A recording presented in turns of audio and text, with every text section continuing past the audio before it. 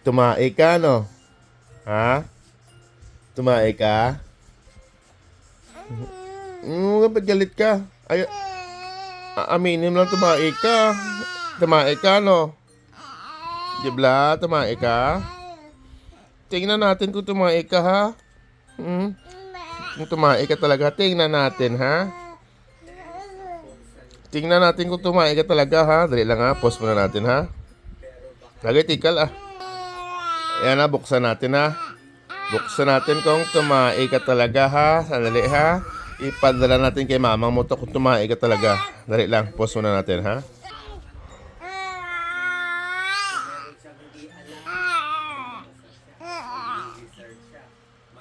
Oh, tikal ka na naman. Ha? Alam ko tumae ka eh. Sandali, ha? Tingnan natin ulit ang tae mo. Okay lang anak, ah. Wala tae, ah. Happy? Happy? Happy na?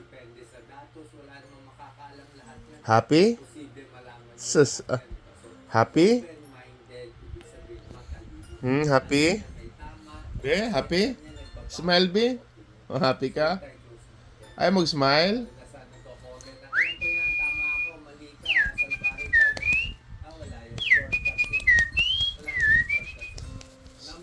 Buti na walang tae. Ano, kala ko tumae ka anak eh. Yun, no? Padala natin kay mama mo to, ha?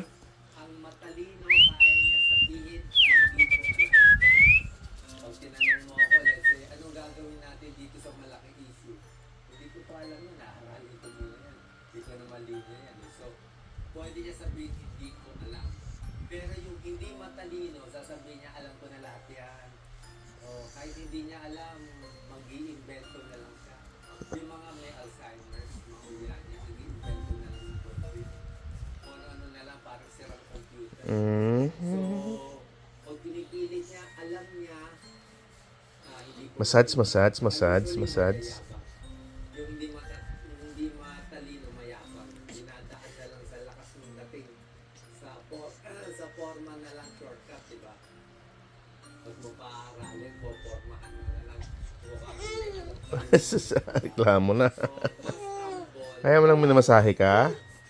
Number 6, very adaptable. 7, flexible sila. Kaya nila mag-adjust sa sitwasyon. Let's say, may nangyari o biglang may problema sa bahay, may pagbabago sa pamilya, natanggal sa trabaho, nalipat sa school, kaya nilang adjust sila. Mahirap mag-adjust eh. Kaya rin nila mag-abroad. Overseas worker natin. Ano yan doon? Para maka-adjust ka, makatrabaho ka ng 10 years sa ibang bansa. Bago yung kultura. Matalino ka dapat. Hindi lang matalino, IQ lang. Emotional intelligence. Kasi natapos mo. Diba? Nakatapos ka ng matagal na pagkatrabaho ka sa Ano? at masungit na course. Matalino ka, kaya mo mag-adapt eh. Kaya mo mag-please. Diba? Adaptable is matalino. Number 7 sign na matalino, good listener. Marunong makinig. Very obvious.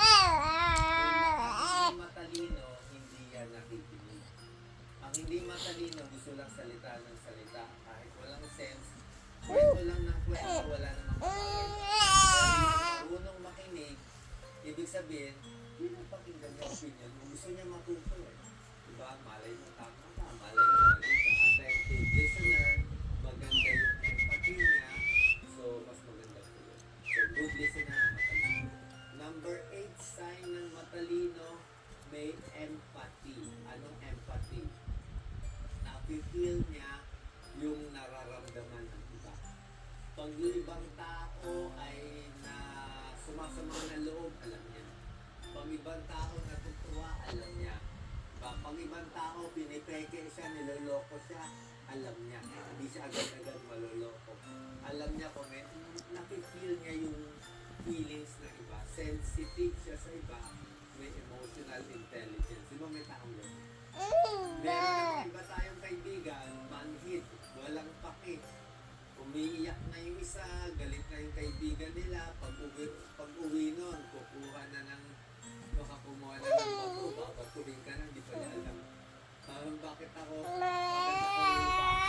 Okay, bye-bye na mama. Bye-bye, mama. Na-insulto na niya ilang beses. Wala siyang empathy.